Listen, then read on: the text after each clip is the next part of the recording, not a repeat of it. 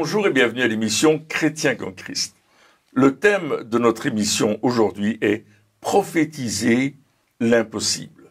Alors Christine, on va parler de la fille de Jairus, qui est à l'extrémité et Jairus vient trouver Jésus en lui disant viens prier pour ma fille parce que si tu pries pour elle, elle va vivre.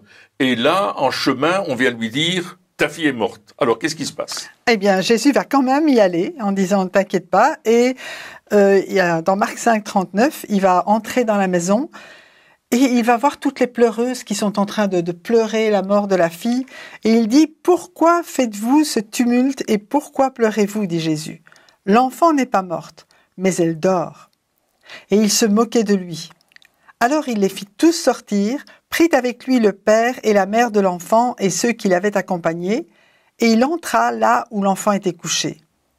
Il la prit par la main et lui dit « Talitha koumi », ce qui signifie « Jeune fille, lève-toi, je te le dis ». Aussitôt la jeune fille se leva et se mit à marcher, car elle avait 12 ans. Ils furent aussitôt remplis d'un grand étonnement. Et bien sûr, Jésus va leur dire de ne rien dire. Mais c'est extraordinaire quand même, cette jeune fille est morte, donc c'est vraiment, on va dire, l'impossibilité. On aurait pu dire, Jésus, tant que la fille était en vie, bien, il pouvait aller la guérir, mais là, maintenant, on pourrait dire que c'est trop tard. Oui, et puis ici, on parle de prophétiser l'impossible ou de déclarer les paroles prophétiques, et c'est ce que Jésus fait. Oui. Peu importe la situation, j'aimerais dire que des fois, on reçoit quelque chose prophétiquement de la part de Dieu et qui est à l'opposé de ce que nous sommes en train de vivre, de ce que nous voyons, de ce que nous pouvons regarder de nos yeux, de voir. Et là, il y a un choix qui va se faire. Jésus arrive et non seulement on avait déjà annoncé avant que la fille était morte, mais en plus quand il arrive, il y avait déjà tout le cérémonial qui était en place. Oui. C'était pas juste une personne, mais plein de personnes qui étaient là, et donc c'était pas juste le fait que la fille était morte, mais c'était tout ce qui allait autour. C'est-à-dire que des fois, lorsque on vit une situation qui est, on va dire, contraire à ce que Dieu nous dit, mais si c'est juste nous et la situation, on peut facilement dire non, je proclame ce que Dieu dit, etc. Mais si en plus de la situation, on a un public qui est là, on fait face à une opposition qui est quand même très forte. Alors, c'est pas que les gens étaient méchants, c'est pas ça. C'était que ils avaient des yeux pour voir que la fille était morte, et donc ça allait au contraire de ce que Jésus allait proclamer. Et pourtant, il l'a proclamé quand même. J'aimerais dire, il s'est pas dégonflé. Il a continué sur ses positions, à faire cette déclaration, à prophétiser l'impossible. Et puis aussi, ce qui s'est passé, c'est que il a fait sortir tout le monde. Alors pourquoi c'est important? Pourquoi ce détail de dire Jésus a fait sortir tout le monde?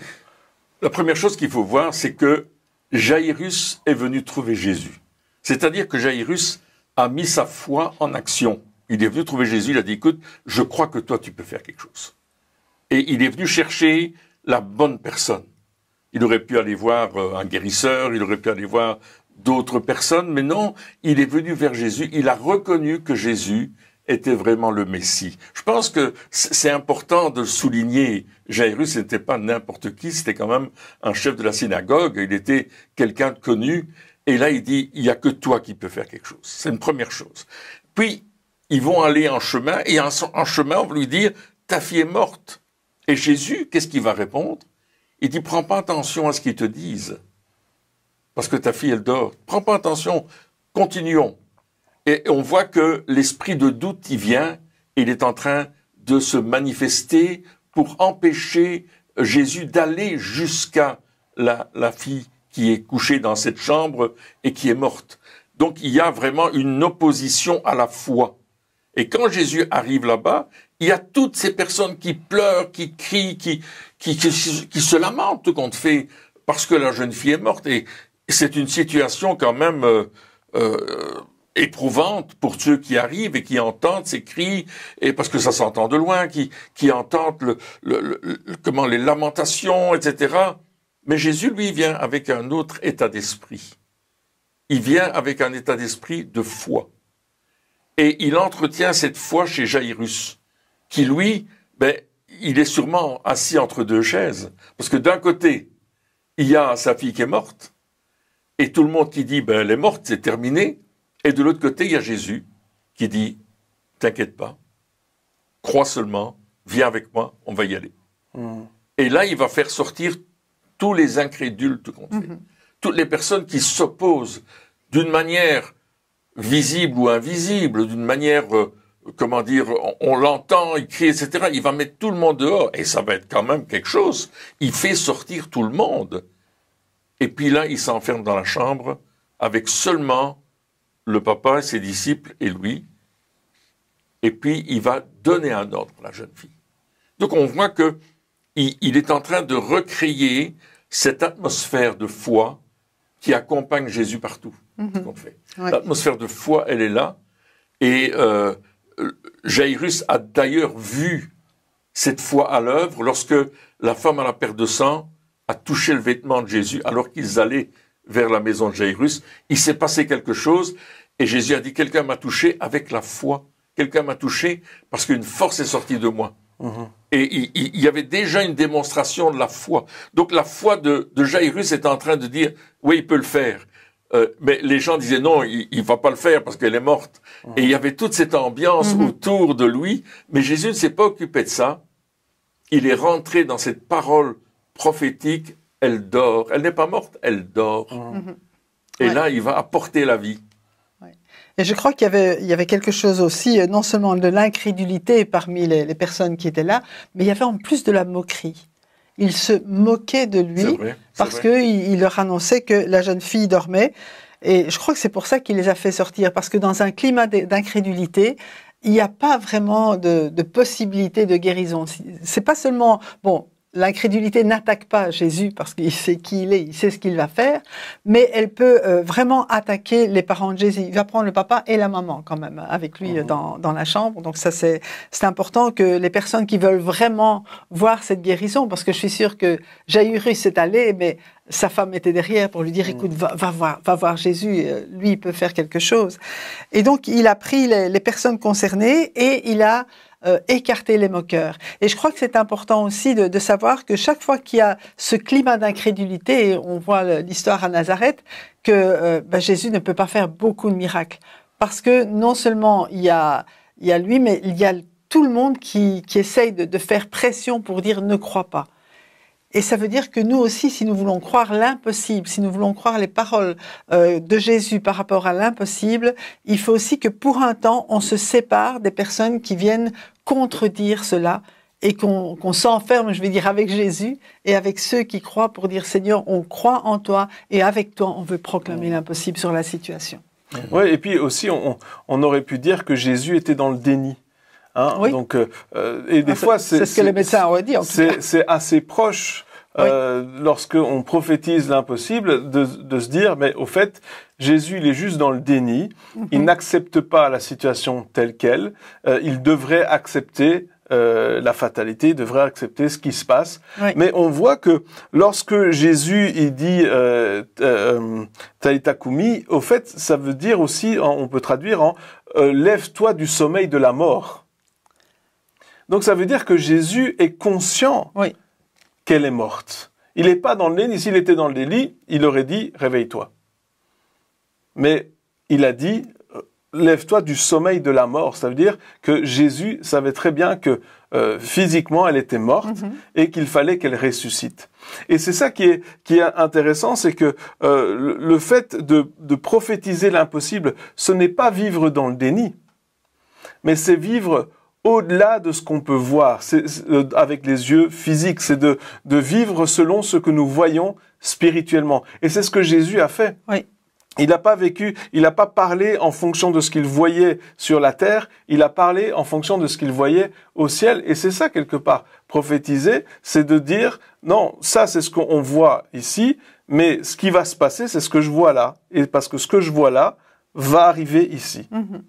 Et donc, je prophétise que ce qui se passe là pour l'instant, ce que je vois au ciel, je le déclare sur la terre et ça va arriver. Et c'est ce que Jésus a fait. Il n'était pas dans le déni. Et je sais que beaucoup, tu disais, il y a des personnes qui sont autour de nous, qui sont incrédules, qui sont même moqueur lorsqu'on commence à prophétiser l'impossible. Alors ici, c'est une situation extrême, évidemment. La fille est morte. Alors, je pense que il n'y a pas pire. Mais peu importe la situation qu'on est en train de vivre, quelles sont les paroles qui vont sortir de notre bouche, malgré les gens qui nous entourent. Ouais. Et c'est ça, ma question, c'est est-ce qu'on va s'adapter au discours autour de nous, ou est-ce qu'on va continuer à proclamer les choses, même si ça veut dire qu'on va se moquer de nous lorsque nous allons faire. Et alors, comment est-ce qu'on fait pour garder nos positions quand c'est comme ça, quand on a des gens qui sont autour de nous? Oui, il y a quand même, tu es en train de dire que Jésus est en train de parler, prophétiser ce qu'il voit dans le ciel. Et il dira dans Jean chapitre 5, il dira « Mon Père agit, moi aussi j'agis. Je fais ce que je vois faire au Père. Jean 5, 19, il dit ça, je fais ce que je vois faire au Père. Donc Jésus a vraiment cette intimité avec le Père, cette intimité avec le royaume de Dieu. Et c'est ce que nous avons besoin d'avoir. C'est pas de prophétiser n'importe quoi, n'importe comment, dans n'importe quelle situation. C'est avoir cette intimité quotidienne, régulière, profonde avec le royaume de Dieu. Comme les sorciers ont une intimité avec le royaume des ténèbres. Mais nous sommes dans le royaume de Dieu. Et le royaume de Dieu est au-dessus de n'importe quoi d'autre, parce que Dieu domine sur toute chose, il est le Créateur, et nous devons garder cette communion avec lui. Il est celui qui donne la vie, et c'est pour ça que Jésus, à un certain moment, va aller plus loin en disant, mais non, il va se passer quelque chose. Et c'est pour ça qu'il dit à Jairus, t'occupe pas, n'écoute pas ce qu'ils disent, écoute ce que moi je dis. Et la question qu'on pourrait poser, c'est, est-ce que nous écoutons ce que Dieu dit? Est-ce que nous écoutons ce que Dieu dit pour déclarer ce que Dieu dit? Non pas déclarer ce que j'ai l'envie de déclarer, non pas de faire un coup d'éclat pour dire « Oh, ça va être extraordinaire ». Non, on va déclarer ce que Dieu dit, et là, il va se passer quelque chose. Autrement, il se passera rien. Autrement, on va être ridicule, parce que ça ne fonctionnera pas. C'est pas un truc. On n'est pas en train d'essayer une méthode. On est en train d'écouter Dieu et de dire ce que Dieu dit, de déclarer ce que Dieu dit. Et c'est ce que Jésus a dit. Jeune fille, réveille-toi de la mort, lève-toi. Et il la prend par la main, il la fait lever, et elle vit. C'est extraordinaire. La résurrection est beaucoup plus forte que la mort. Parce que la mort, la vie, quelque part, peut nous amener à la mort. Mais la résurrection, elle nous amène à la vie, et la vie qui continue. La résurrection, c'est extraordinaire. Donc, ce que tu es en train de dire, au fait, c'est que le fait de proclamer avant que ça se passe est très important. Parce que c'est facile de dire « Ah oui, mais je le savais » ou « Je l'avais dit ». Tu l'avais dit à qui? À personne. À toi-même, tu te l'as dit. Mais c'est facile après coup de dire « Ah oui, mais je savais qu'elle allait ressusciter ». On l'avait peut-être pensé. On l'avait peut-être pensé, ou on se l'était dit à nous-mêmes, je sais pas. Ou on avait discerné quelque chose dans l'esprit. Exactement. Mais ici, on parle de l'importance de proclamer, même quand, ou justement quand il n'y a plus d'espoir. Oui, c'est ça. Donc c'est ce que Jésus a fait. Il a dit elle n'est pas morte, elle dort. Il l'a proclamé. Ceux qui l'ont cru sont rentrés avec lui pour le voir. Ceux qui ne l'ont pas cru sont restés dehors. Et ils l'ont vu après. Ils l'ont vu après quand même. Donc ils savent que ça s'est vraiment passé, mais ils n'ont pas pu, je veux dire, participer, voir de leurs yeux le miracle, parce que justement leur incrédulité faisait blocage aussi.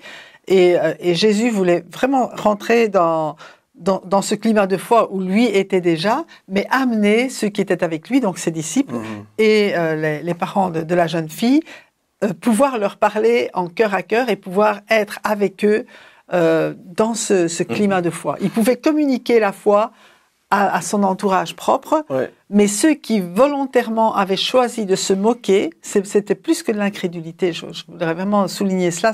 C'était plus que du doute. C'était vraiment de la moquerie. Mais non, t'es fou, c'est pas vrai ce que tu racontes. Il est hors de sens. Bien là, ceux-là, ils sont vraiment écartés. Et ça peut nous arriver à nous aussi, parce que là ici, on est en train de parler du fait de prophétiser, etc. Mais ça peut nous arriver à nous d'être dans ce camp d'incrédules, parce que à cause des circonstances qu'on avait, des choses qu'on a vécues, vécu, notre passé, etc., on peut être dans un état d'esprit d'incrédulité. Oui. On peut même aller jusqu'à se moquer ou dire mais enfin il a perdu la raison, d'oser croire, de dire que Dieu il va pourvoir, de dire que Dieu il va faire ça et ça. Je pense que c'est n'importe quoi. Et on peut nous-mêmes, sans même nous en rendre compte, arriver dans cet état d'esprit, dans cette mentalité. Et peut-être que ceux qui nous regardent se disent « Ah ben oui, ces derniers temps, quand tel il a dit ça, parce qu'il pensait que ça venait de Dieu, moi je lui ai dit que c'était n'importe quoi. Quand lui il a dit ça, j'ai dit que c'était n'importe quoi. » Et à chaque fois qu'il y a une parole qui est proclamée, la première pensée qu'on a, c'est « Non, c'est pas possible, c'est pas vrai. » Et donc on peut nous-mêmes se retrouver dans cet état d'esprit très facilement, mais pour en sortir, ça veut dire qu'on a besoin de, réaliser qu'on est dans cet état d'esprit. Ouais. Peut-être qu'il faut qu'on se dise, mais quelles sont les paroles qui sortent de ma bouche, ou quelles sont les pensées, parce que des fois on le dit pas, mais on le pense très fort, quelles sont les pensées que nous avons, et est-ce que je suis prêt à demander pardon à Dieu?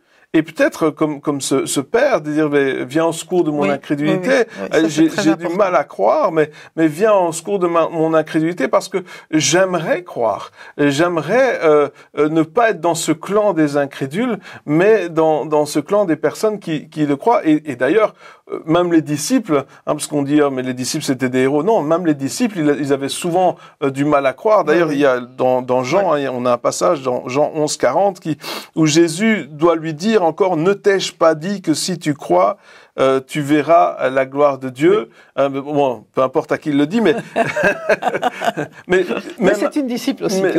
Mais même à ses disciples, il devait encore et encore redire. Il faut ne t'ai-je pas dit. Oui. Est-ce que combien de temps je dois rester avec vous? Est-ce que vous allez enfin comprendre ce que je dis? De quelque part, on ne doit pas avoir cet esprit de culpabilité sur nous si nous sommes dans ce camp des incrédules. Non. Le but, c'est pas ça. Le but, c'est de réaliser, de demander pardon et demander de l'aide à Dieu. C'est ça. C'est changer de camp. Changer de camp. Non, mais c'est très important parce que parfois, on croit qu'on croit. Oui. Et on s'imagine et on se persuade. Et pourtant, je crois, mais ça marche pas. Ben, si ça marche pas, viens devant le Seigneur et demande-lui sa foi à lui, quelque part. Il disait aussi, ayez la foi de Dieu. Bon, là, on est reparti sur la foi. Mais c'est la foi qui acquiert l'impossible et qui croit les paroles de Dieu pour l'impossible. Parce que pour Marthe et Marie, dont on parlait tout à l'heure à la résurrection de Lazare, il est mort depuis 4 jours. La jeune fille de Jairus, la fille de Jairus, elle vient de mourir. Lazare, c'est 4 jours. C'est un peu plus dur encore. Donc, donc c'est Marie ou Marthe qui dit à Jésus, mais si tu avais été là, mon frère ne serait pas mort. Mais même, je sais que tout est possible à toi. Et puis, il va dire à un certain moment, ne t'ai-je pas dit que si tu crois, tu verras la gloire de Dieu. Et en fait, Jésus va ressusciter Lazare. Et ces deux femmes vont, malgré tout, faire confiance à Jésus. Et c'est le passage où on voit Jésus qui pleure, mais on ne sait pas trop. On croit qu'il pleure parce que Lazare est mort, mais en réalité, je crois qu'il pleure sur l'incrédulité de nouveau des personnes qui sont là. Et là, l'incrédulité ne l'a pas empêché de faire le miracle et de ressusciter Lazare. Et de dire, Père, moi je sais que tu m'exauces toujours, mais à cause d'eux, maintenant, il leur donne Lazare sort. Donc, il y a toute cette démonstration quand même qui va avec. Mais encore une fois, Père, je sais que tu m'exauces toujours. Oui.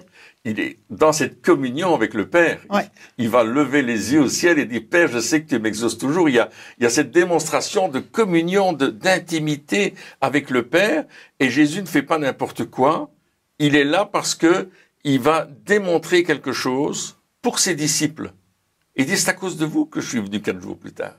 Il leur dira, c'est à cause de vous parce que je veux que vous puissiez croire que je suis la résurrection et la vie. C'est ce qu'il dit un peu plus tôt. Il le déclare. C'est encore une parole prophétique qui va créer quelque chose. Il dit, je suis la résurrection et la vie. Oui. Celui qui croit en moi vivra quand même il serait mort.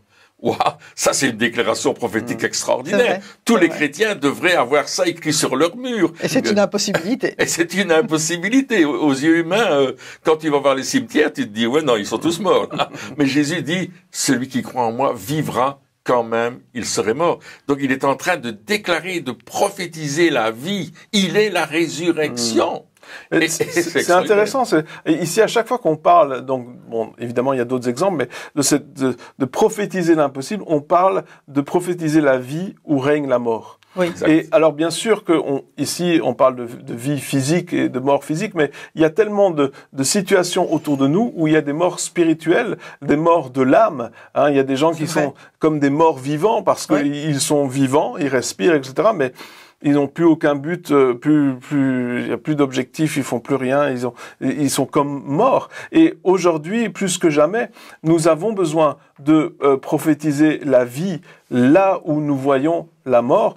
Évidemment, pas à tort et à travers, hein, comme on l'a dit tout à l'heure, mais selon ce que l'Esprit va nous inspirer, selon ce que le Seigneur va nous montrer, selon ce que l'on va voir. Et souvent, on se dit, ah oui, mais prophétiser, on parle depuis plusieurs émissions hein, du prophétique, et souvent, on se dit, le prophétique, c'est ainsi parle le Seigneur dans 2 mois, machin, dans tel temps. Mais le prophétique, c'est pas forcément quelque chose qui va arriver dans 20 ans. Ici, Jésus a prophétisé quelque chose qui allait arriver dans l'heure. Oui, tout de suite. Ou dans les minutes. Donc, le prophétique, c'est pas forcément ce qui arrive dans longtemps. C'est juste ce qui arrive après. Oui. Hein? Après maintenant. Et c'est ça aussi le prophétique. C'est de dire, voici ce qui va se passer. Et si au lieu de se dire, ah oui, mais quand je prophétise, il faut que je prophétise quelque chose de lointain, on se dit, mais non, je vais simplement dire ce que je vois. Tout d'un coup, ça devient beaucoup plus facile. Ça devient beaucoup plus accessible à chacun d'entre nous. Parce que nous sommes tous appelés à prophétiser. Hein. On le dit et on le redit. Nous sommes tous appelés à prophétiser. Et encore une fois, ça ne veut pas dire qu'on sommes tous appelés à dire « Ah si, parle le Seigneur ». Non, Jésus, il n'a pas dit ça. Jésus, il a dit « Elle n'est pas morte. Elle dort. Elle dort ». Il n'a pas utilisé des formulations. Il a juste dit « Elle n'est pas morte, elle dort ». Mais ses paroles étaient prophétiques. Et ces paroles qui étaient prophétiques se sont accomplies. Et c'est ce que Jésus a dit aux disciples avec Lazare. Il dit, Lazare dort, allons le réveiller. Et c'est ce qu'il a dit aux disciples, une façon de traduire les choses. Et les disciples ont dit, ils n'ont pas compris qu'il allait le ressusciter, quoi. Tu vois, ils croyaient vraiment qu'il dormait. Il dormait d'un sommeil, ça, quoi. Et ça faisait 4 jours quand même qu'il était dans ce profond sommeil. Dans ce profond sommeil. Ils l'ont découvert en arrivant. Oui, tout à fait. Et là, il va le ressusciter. Et puis tu parlais toi du monde autour de nous qui est mort. L'apôtre Paul dit dans Éphésiens 2, vous étiez morts dans vos péchés, dans vos offenses. Hein, et même il y a une traduction qui dit, vous étiez des cadavres qui marchaient. Parce que quand on ne connaît pas Christ, on est mort. Amen. Et je crois que c'est important d'avoir la vie. Nous étions tous morts, mais un jour, Christ nous a ressuscités. Il nous a transformés, il nous a donné sa vie. Et peut-être qu'il y a quelqu'un qui nous écoute et qui dit, mais moi, j'ai pas cette vie de Christ. Alors c'est le moment de dire, Seigneur, je reçois ta vie. Parce que Jésus a dit, celui qui croit en moi vivra. Quand même, il serait mort. Et nous étions morts spirituels aussi. Et nous avons eu besoin, un jour, de recevoir Christ pour le pardon de nos péchés, pour la purification de notre état de pécheur, pour que nous devenions une âme vivante en Jésus. Et c'est ce qu'il veut faire avec chacun. Et peut-être tu es là à l'écoute et toi tu as besoin de cela. Simplement, reconnais ton état de pécheur, reçois Christ dans ta vie, fais de lui ton sauveur, ton seul sauveur, et suis-le comme ton Seigneur, ton Maître, qui va conduire ta vie. Maintenant, dans le nom de Jésus, fais cela et tu seras sauvé de mort, tu vas devenir vivant. À l'instant même, je le déclare, je le prophétise, de mort tu viens vivant, tu deviens vivant, parce que c'est Jésus qui te donne la vie et son esprit va dire à ton esprit que tu es un enfant de Dieu. Amen. Amen. Amen. Gloire à Dieu, oui. Et c'est extraordinaire, parce que Jésus se trouve devant la tombe de Lazare et la pierre est scellée. Et là, il a déclaré, si tu crois, tu verras la gloire de Dieu. Et évidemment, maintenant, il est devant la tombe. Et là aussi, les gens doivent se dire, qu'est-ce qui lui prend là?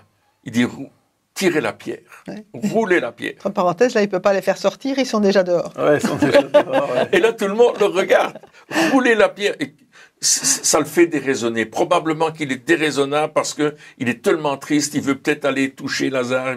Ils savent pas, ils ont pas compris. Au fait, ils savent pas. Et s'ils avaient su que c'était pour le ressusciter, ils auraient sûrement pas roulé la pierre. Ils auraient sûrement laissé comme ça. Mais Jésus a pas dit. En tout cas, les gens autour, ils ont pas compris.